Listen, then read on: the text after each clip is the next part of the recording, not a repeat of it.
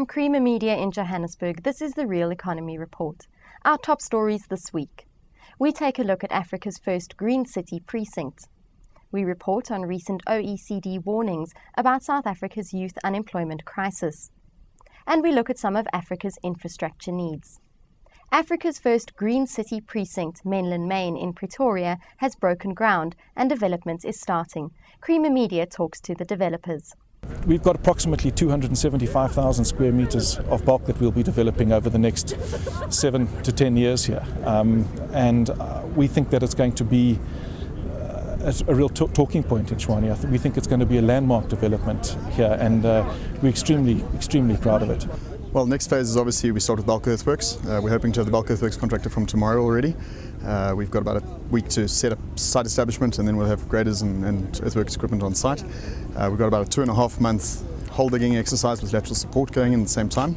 Luckily for us, it's going into the dry season, so we're hoping to get that done fairly smoothly. And then we're handing over to the main contractor, Wilson Bailey Homes, towards the end of September, early October. The project is running through to the first quarter of 2012.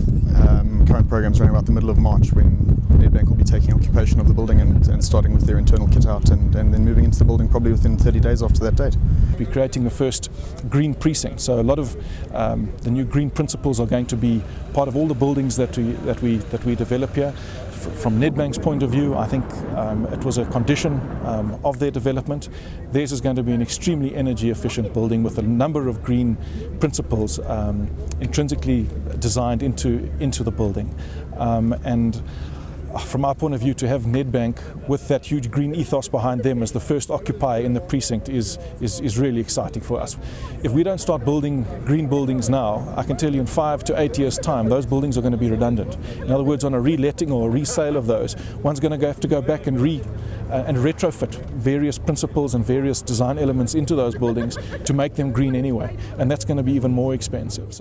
At 50%, South Africa's youth unemployment has emerged as a serious threat to social stability, OECD Secretary-General Angel Gurria warned during a recent visit to South Africa, during which he also addressed the organization's first economic survey of South Africa.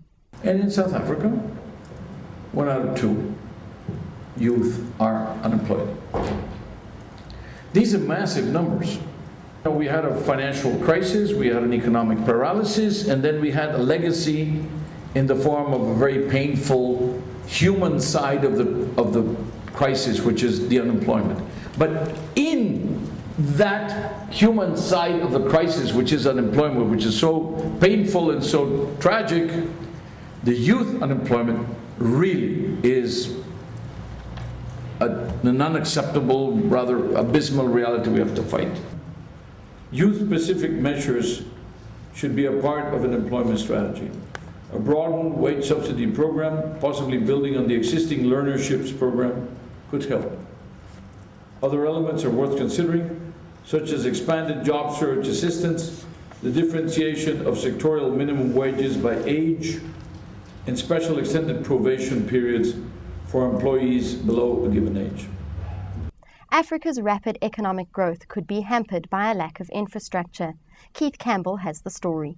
The African economy is currently growing strongly, but the continent needs to invest in infrastructure. African Development Bank Chief Economist and Vice President, Professor Mthuli Ncube, gives some examples. The infrastructure deficit in Africa right now is about $1.5 trillion US. I'm not certain that there is enough capital depth, if there is enough capital depth in terms of domestic capital markets to finance that infrastructure. So a lot of the money needs to come from abroad as foreign direct investment. But there's a need to develop roads, and we need to make sure that we use quasi-market mechanisms such as public-private partnerships, electricity generation, power, the whole energy sector. So, and also the other infrastructure is housing. affordable housing, because one way in which people move into the middle class is through, one of the channels is through owning a home. And if the value of that home goes up, that gives you collateral security, and your place is firmly embedded in the middle class. So there's a lot of work to be done there, a lot of opportunity, and a lot of investment is required for that infrastructure to be put in place. That's Creamer Media's Real Economy Report. Join us again next week for more news and insights into South Africa's real economy.